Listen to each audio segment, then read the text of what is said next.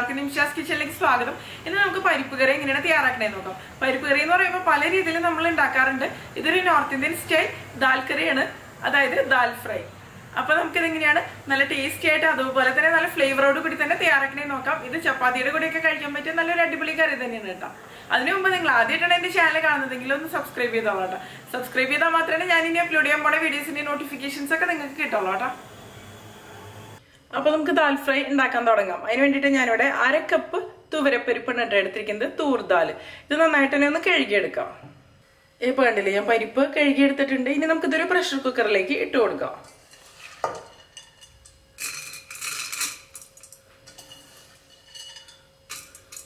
ഇനി ഇതിലേക്ക് നമുക്ക് ആവശ്യത്തിന് വെള്ളം ഒഴിച്ചു കൊടുക്കാം കേട്ടോ. ഞാനിപ്പോ ഇതിലേക്ക് 2 കപ്പ് വെള്ളം ഒഴിച്ചിട്ടുണ്ട്. 1/2 കപ്പ് പരിപ്പിന് 2 കപ്പ് വെള്ളമാണ് ഒഴിച്ചിരിക്കുന്നത്. കാരണം ഇത് കുറച്ച് എന്താ പറയാ, കുറച്ച് ലൂസായിട്ടുള്ള കറിയാണല്ലോ. ആവശ്യത്തിന് ഉപ്പ് ചേർത്ത് കൊടുക്കാം. 1/4 ടീസ്പൂൺ മഞ്ഞൾപ്പൊടി. ഇതെല്ലാം കൂടി നന്നായിട്ടൊന്ന് മിക്സ് ചെയ്ത് കൊടുക്കാം. ഇനി ഇത് നമുക്ക് അടച്ചു വെച്ച് കുക്ക് ചെയ്യാം. ഹൈ ഫ്ലെയിമിൽ വെച്ചിട്ട് 1 വിസിൽ വരണ വരെയാണ് ഞാനിത് കുക്ക് ചെയ്തെടുക്കണത്. അപ്പോഴേക്കും ഇത് വെന്തിട്ടുണ്ടാവും. പിന്നെ പരിപ്പിന്റെ കുക്കിംഗ് ടൈം എന്ന് പറയുന്നത് നമ്മൾ എടുക്കണ പരിപ്പിനനുസരിച്ച് വ്യത്യാസം ഉണ്ടാവും കേട്ടോ. ഞാനിപ്പോ ഇത് സോക്ക് ചെയ്തൊന്നും എടുത്തിട്ടില്ല, അല്ലാതെ തന്നെയാണ് കുക്ക് ചെയ്തെടുക്കുന്നത്.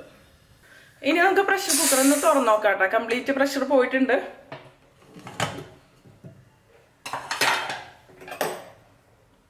കണ്ടില്ലേ, പരിപ്പ് നന്നായിട്ട് തന്നെ കുക്കായിട്ട് വന്നിട്ടുണ്ട്. ഇതുപോലെ വെന്ത് വന്നാൽ മതി കേട്ടോ. ഒരുപാട് വെന്ത് കുഴയേണ്ട ആവശ്യമില്ല.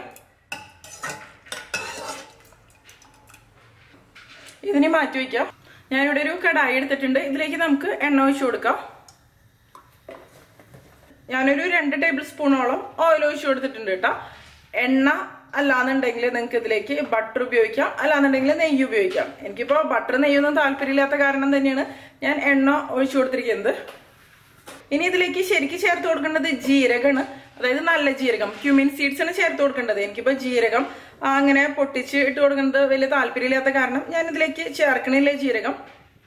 ഞാൻ നേരിട്ട് ഇതിലേക്ക് വെളുത്തുള്ളിയാണ് ചേർത്ത് കൊടുക്കുന്നത്. ഒരു 4 അല്ലി വെളുത്തുള്ളി ചെറുതായിട്ട് കൊത്തിയരിഞ്ഞതാണ് ചേർത്ത് കൊടുക്കുന്നത്. ജീരകം താല്പര്യം ഉണ്ടെന്നുണ്ടെങ്കിൽ നിങ്ങൾക്ക് ചേർക്കാം, അല്ലാന്നുണ്ടെങ്കിൽ സ്കിപ്പ് ചെയ്യാം കേട്ടോ.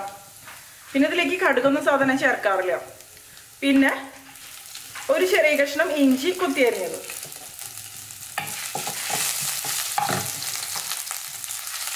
ഇഞ്ചിയുടെയും വെളുത്തുള്ളിയുടെ അളവ് പറയണമെന്നുണ്ടെങ്കിൽ ഏകദേശം 1 ടീസ്പൂൺ കേട്ടോ.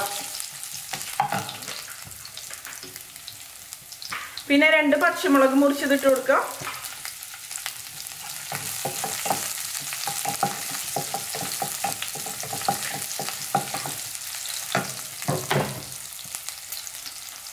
പിന്നെ ഒരു ചെറിയ സവോള മുറിച്ചത്. സവോളയൊന്നും ഒരുപാട് അളവിൽ വേണ്ട കേട്ടോ, കാരണം നമ്മൾ ചെറിയൊരു അളവിൽ മാത്രമല്ലേ ഉണ്ടാക്കുന്നുള്ളൂ. സവോള നല്ല ചെറുതായിട്ട് തന്നെ മുറിച്ചെടുക്കാം.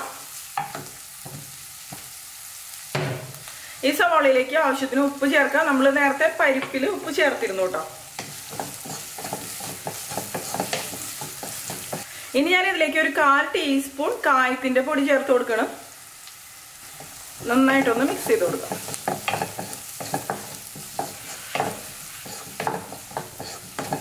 ഇനി സവോള നല്ലപോലെ തന്നെ ഒന്ന് വഴന്ന് വരട്ടെ. അതുവരെ നമുക്കൊന്ന് ഇളക്കി കൊടുക്കാം കേട്ടോ ഇടയ്ക്ക്.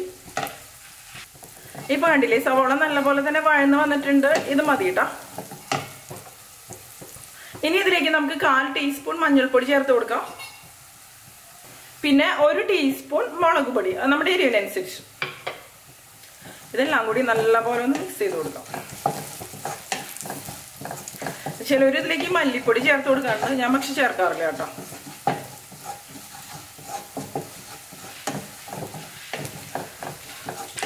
ഇനി പൊടികളുടെ പച്ചമണം നല്ലപോലെ തന്നെ ഒന്ന് മാറി വരട്ടെ. ഒന്ന് ഇളക്കി കൊടുക്കാം. ആദ്യം ജീരകം ചേർത്ത് കൊടുക്കണമെന്നുണ്ടെങ്കിൽ 1 ടീസ്പൂൺ അളവിൽ ജീരകം ചേർത്ത് കൊടുക്കാം കേട്ടോ. ഇപ്പൊ ഇതിന്റെ പച്ചമണൊക്കെ നന്നായിട്ട് തന്നെ മാറി വന്നിട്ടുണ്ട്. ഇനി ഇതിലേക്ക് നമുക്ക് ഒരു ചെറിയ തക്കാളി മുറിച്ചത് ചേർത്ത് കൊടുക്കാം.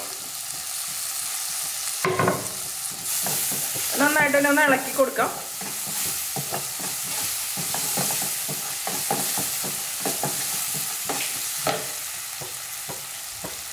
ഇനി നമുക്കിതൊന്ന് അടച്ചു വെച്ച് വേവിച്ചെടുക്കാം. തക്കാളി നല്ലപോലെ തന്നെ വെന്ത് വരണം കേട്ടോ. ഇപ്പൊ കണ്ടില്ലേ തക്കാളി കുക്കായിട്ട് വന്നിട്ടുണ്ട്.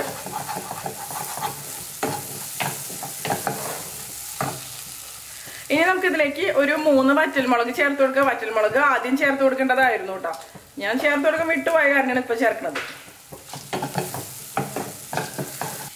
ഇതിൽ എണ്ണ ഉണ്ടെന്നുണ്ടെങ്കിൽ ഈ സമയത്ത് ചേർത്ത് കൊടുത്താലും റെഡി ആയിട്ട് വന്നോളൂ. ഇപ്പൊ ഇത് റെഡി ആയിട്ട് വന്നിട്ടുണ്ട്.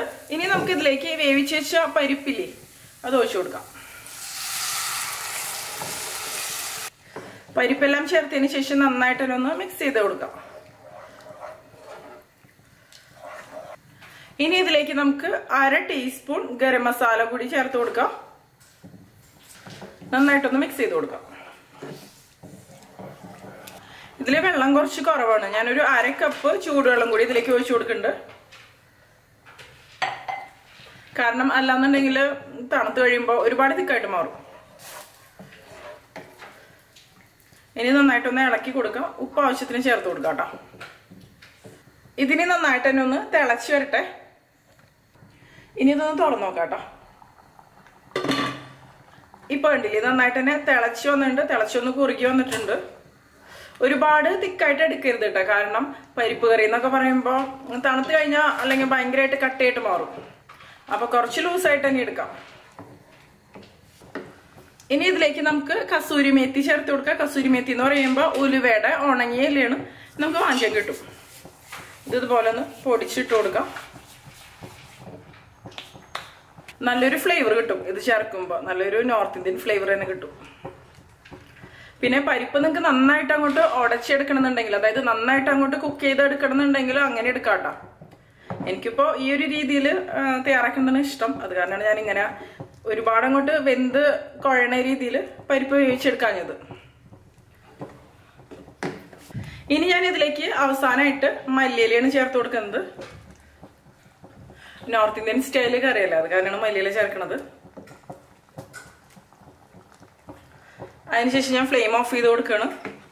നന്നായിട്ട് തന്നെ ഒന്ന് മിക്സ് ചെയ്തെടുക്കാം.